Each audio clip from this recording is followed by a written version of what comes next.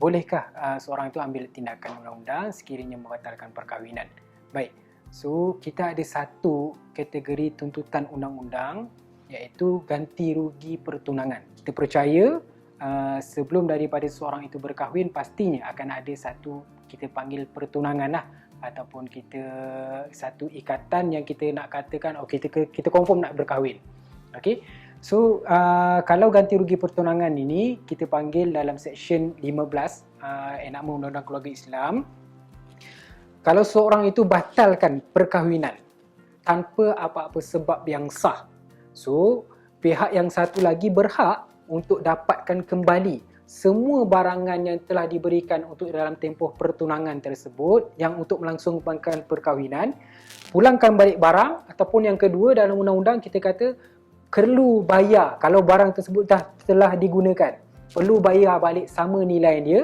Dan yang kedua, apa benda yang boleh dituntut iaitu apa-apa bentuk persiapan yang telah dibuat. Kalaulah katakan dah tempah dewan, dah tempah catering, dah bayar deposit, so perkara-perkara itu boleh dituntut sebagai ganti rugi pertunangan. Kita ada satu kes ganti rugi pertunangan di mana pihak suami ini dah bagi 15 dulang hantaran, kemudian pihak perempuan ni minta 20,000 duit awal untuk buat persiapan majlis perkahwinan. Tiba-tiba perempuan ini batalkan, kata tak jadi nak kahwin. So kita filekan tuntutan minta balik 15 dulang tersebut. Yang kedua, minta bayar balik 20,000. Jadi yang menjadikan dramanya, masalahnya perempuan tu dah guna RM20,000 tu, keluarga perempuan ni dah guna RM20,000 bukan untuk tujuan perkahwinan. So bila mana kita filekan kes ganti rugi pertunangan ini ataupun orang yang membatalkan perkahwinan sebelum nak berkahwin ni tanpa sebab yang sah, mahkamah akan teliti dua benda. Pertama, adakah pembatalan perkahwinan itu bukan disebabkan sebab-sebab yang sah yang boleh diterima akal ataupun diterima syarak. Yang kedua, kalaulah sebab tersebut tidak boleh diterima syarak, maka bolehlah mahkamah teruskan prosedur untuk tentukan berapa pula ganti rugi yang boleh pihak satu lagi terima daripada pasangan yang telah membatalkan perkahwinan. Sebagai contoh, kita ambil kes di mana ada satu keluarga ini dah siap renovate dapur dah, besarkan untuk buat persiapan perkahwinan dan sebagainya. Kita kena buktikan bahawasanya renovate dapur itu bertujuan untuk perkahwinan tersebut dan kita memang gunakan duit kita untuk melaksanakan tempoh perkahwinan. So renovate dapur tu pun kita boleh claim juga sebagai ganti rugi untuk pertunangan.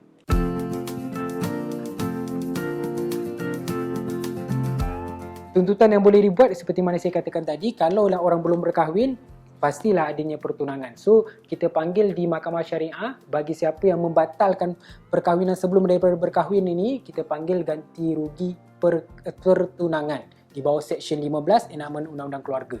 So jadinya bagi sesiapa yang rasa teranaya, tunang batalkan 2 hari sebelum ke, 3 hari sebelum ke, ataupun hari kejadian batalkan, semua itu boleh diklaim balik. Okey? Tapi untuk sesiapa yang nak batalkan pertunangan, adakah tak boleh? Adakah sebabkan kita dah tahu nanti dia boleh tuntut balik, claim balik apa semua ni, adakah tak boleh nak batalkan?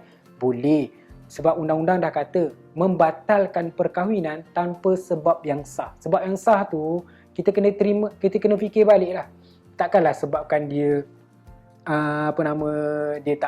dia comot ke, apapun dia tak handsome ke, dia tak cantik kan, itu memang sebab tak sah lah. Sebab yang sah ni, antara sebab yang pernah kita lepas adalah, pertama kita tahu gay ataupun lesbian dan sebagainya. Kita baru tahu. Ada satu perkahwinan yang saya jumpa, itu bukan klien saya tapi klien orang lain. Saya dengar nak tempoh perkahwinan itu baru ditahu bakal itu ada HIV. Rupanya HIV yang dibuat itu HIV beli.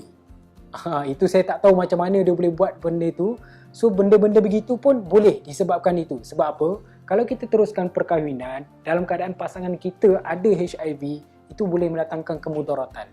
So itu antara sebab-sebab yang sah yang boleh kita batalkan perkahwinan. Bukannya tak boleh. So untuk pasangan yang rasa tertipu, teranaya, ada juga yang tak beritahu, tak declare penyakit pada pasangan, pada pada tempoh perkenalan, tempoh pertunangan, tapi sehari, 2 hari baru tahu perangai, baru tahu ada penyakit sekian-sekian yang boleh mendatangkan kemudaratan pada satu lagi pihak. So sebab-sebab ini dibolehkan untuk kita batalkan perkahwinan. Tetapi kena tahulah, boleh tak satu lagi pihak itu filekan juga kes kalau dah dibatalkan perkahwinan dengan sebab yang sah? Boleh juga. Dia bukan tak boleh. So bukanlah bermaksud, aku dah batalkan pernikahan dalam keadaan tempoh yang sah, dalam keadaan sebab yang sah.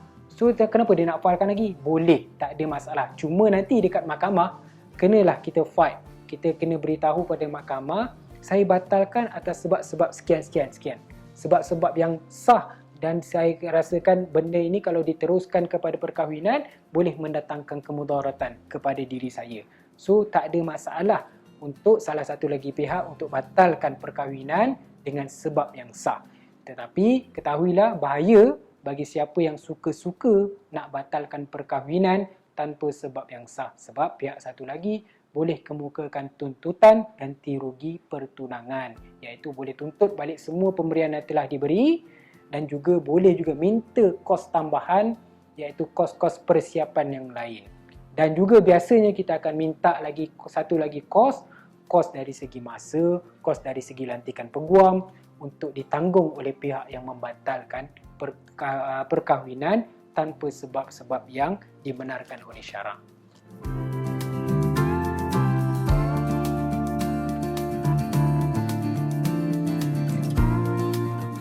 Okey, baik.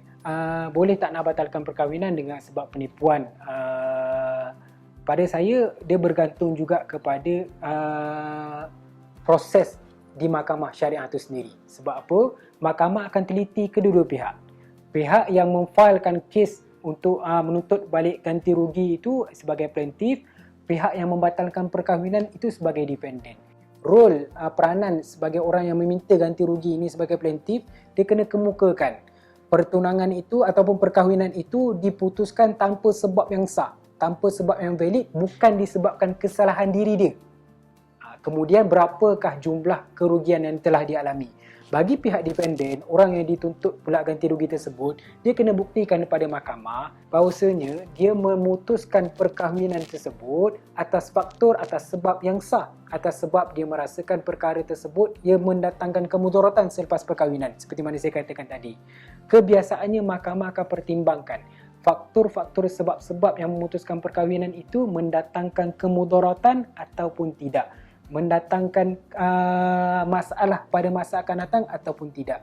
Kebiasaannya kalau dari sudut tidak suci ataupun pekerjaan itu, mahkamah akan mengambil faktor yang penting lah. Sebabnya kita percaya bahawasanya kes-kes pengabaian nafkah dari sudut biawak-biawak hidup ni, jenis tak nak bekerja ni tinggi. So benda-benda itu dibolehkan.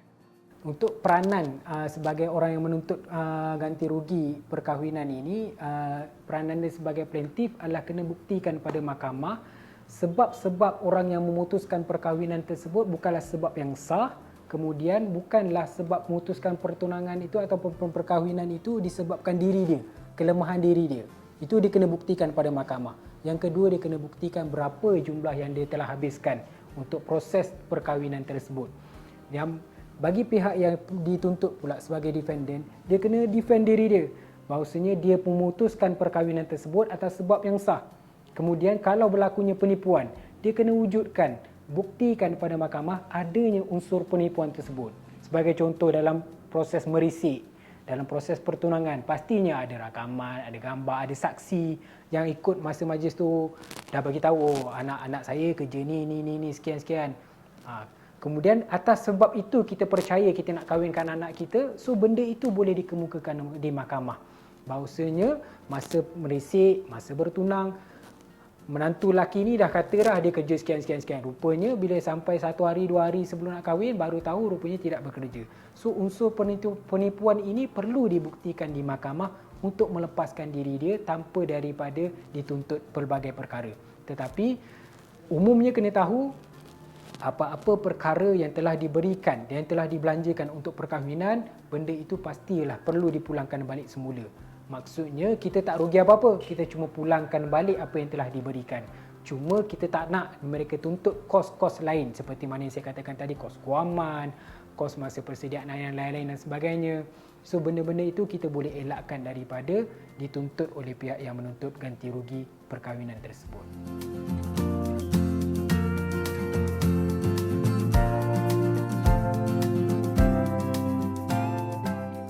Untuk nasihat saya, untuk bagi mana-mana yang rasa dirinya ditipu ataupun rasanya dirinya apa benda yang dia kenal sebelum itu tak sama dengan seperti mana yang nak kahwin ini, nasihat saya pertama bincanglah terlebih dahulu dengan bakal suami ataupun bakal isteri itu sebelum memutuskan ikatan tersebut, sebelum memutuskan untuk tidak berkahwin.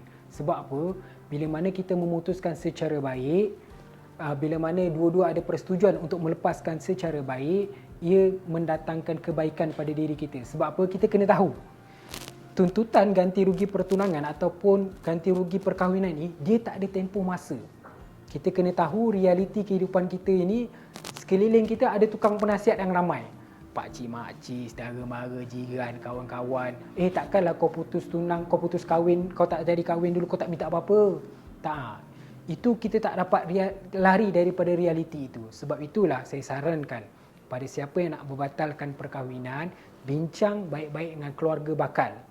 Putuskan sama ada pihak-pihak ini ada apa-apa yang ingin dituntut. Kalau tidak ada, buatlah secara hitam putih. Dua-dua pihak ini tak ada apa-apa tuntutan ataupun sekiranya ada, diorang minta pulangkan balik apa yang telah diberikan. So buat, nyatakan secara hitam putih, dua-dua sign untuk memudahkan untuk masa akan datang. Dan saya cadangkanlah, andai kata dah buat perjanjian itu, tutuplah perjanjian itu dengan cara iaitu kedua-dua pihak bersetuju untuk memutuskan ataupun membatalkan perkahwinan dan tidak akan membuat sebarang tuntutan selepas daripada perjanjian ini dimeterai. So maksudnya, andai kata selepas daripada itu tiba-tiba setahun kemudian ataupun 5 bulan kemudian bakal kita tu datang balik dengan tuntutan mahkamah kata nak tuntut balik ganti rugi, kita boleh kemukakan perjanjian yang telah kita buat melalui kedua-dua pihak tersebut. Itu cara yang sangat baik. Janganlah putuskan suka-suka hati tanpa ada perbincangan, sebab itu mendatangkan kesusahan bukan pada diri kita, pada keluarga kita juga nanti. Itu lagi menyusahkan kena turun naik mahkamah. Kalau boleh, bincang terlebih dahulu dengan bakal pasangan kita untuk memutuskan secara baik, kemudian tutuplah perbincangan secara baik tu dengan hitam putih supaya tidak ada lagi tuntutan berbangkit selepas daripada itu.